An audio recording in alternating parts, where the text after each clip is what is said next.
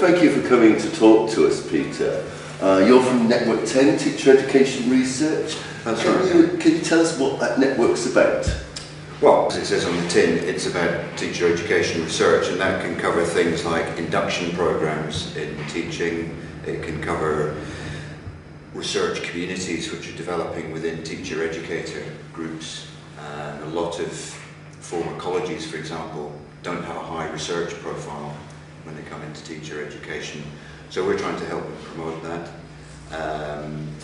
We have 5 or 6 themes which are on the website. I mean, I won't go through them all just now, but basically Give me the highlights. The highlight is probably pedagogical approaches within teacher education.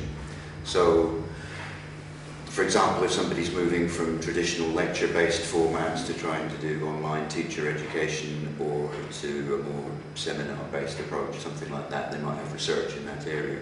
But it is about research. I should stress that we're not trying to have descriptive papers about programs, but actual research. Is it difficult to move to real research from the descriptive stuff? Because from the literature there seems to be a lot of descriptions. It is very difficult because in teacher research generally there's not a lot of funding. Yeah. And there's certainly not funding for large-scale comparative studies like you might have in other fields. So they tend to be, the studies we get at ECER tend to be small, maybe sample size of 6 or 10 people on a course, but nevertheless that's valuable research, and the role of the network, I think, is to join up these dots and make larger trends apparent through identifying things that are going on in small individual projects and bringing them together.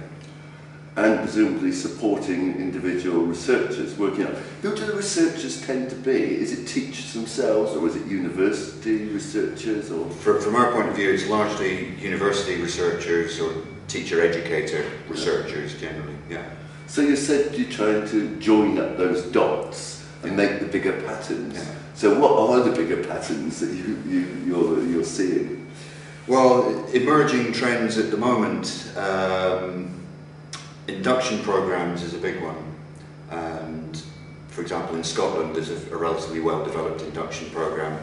Other countries such as Norway or Estonia, we talked about yesterday, have fledgling induction programs. And that's induction programs for new teachers as they move into the practice. That's right. Training, yeah. So that's a critical area. Another thing is the issue of reflection. Everybody talks about reflection in teacher education. No one knows how to do it. Yeah, but exactly, nobody knows how to do it. And as one teacher said in a study I did a few years ago, reflection? Ooh, don't have time to think. Don't have time to think about that. So, yeah, things like that. Issues of teacher autonomy is another thing that's coming up. There's autonomy versus collaboration, or there's autonomy versus state regulation. Those kind of discourses are very important to us. I suppose one of the questions for me is what's the added value, or what's the difference about being on a European level? This is the European Educational Research Association. What's added by that European dimension that you don't get within, say, the British Educational Research Association, the Estonian Research Association? I think that's the really key question for us, because at the moment there's an emerging space in European education generally, not just research, but it's a space which is being formed by institutions and by the European Commission and their research projects and so on, and by ECER and Europe. So the big dimension is that you can get outside the national context, and I guess you could use terms like hegemony or false consciousness to describe the way that people operate within national. So you can see all the stuff that's going on in Britain or France. Or they just assume it's natural. You assume it's natural, and then when you see other people's systems, you think, oh, we could do that, or we shouldn't do that, or good God, let's not do that. But it gives us a view to see what we do. Exactly, yeah. But also on top of that, I think there's obviously power in numbers, and what we're trying to do in the network and in the project that I actually work for is give teachers a voice in a larger system.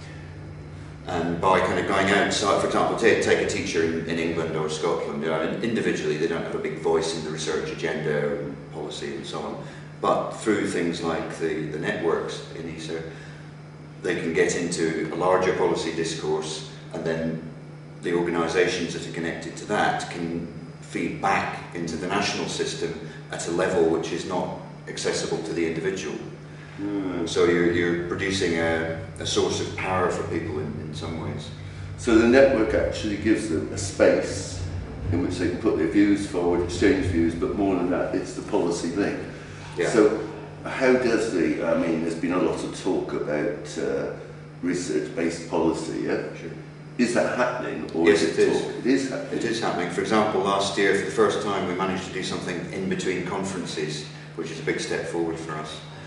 We ran a colloquium on quality assurance in teacher education in Dublin, Judith Harford and Brian Hudson. We got some funding from ECER to do that. It was a very well attended colloquium, we had about 50 or 60 people, leading academics in the field of quality assurance in teacher education. And that group will be taking these links further. They have a network already in place, and now they're linking it to ECER, they're linking it to the possibility of some bigger funding applications. So ultimately, I mean, it's a long process. It takes time. It takes time, but that's the start of a bigger process, and hopefully in maybe 3 or 4 years' time, we'll be producing documents which will have a really big impact on that field, which is particularly important. So you see that as one of the roles for your network, besides the empowerment role, is the policy role, research? It's definitely policy, because, as you know, the European Commission can't directly influence curriculum and pedagogy Teacher education. and teacher education, but they have a strong view on it.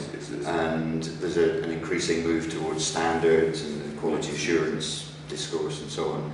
And it's very important that teachers, teacher educators and researchers have a voice at that level, because otherwise things will happen to them rather than being able to influence what actually constitutes, for example, quality assurance.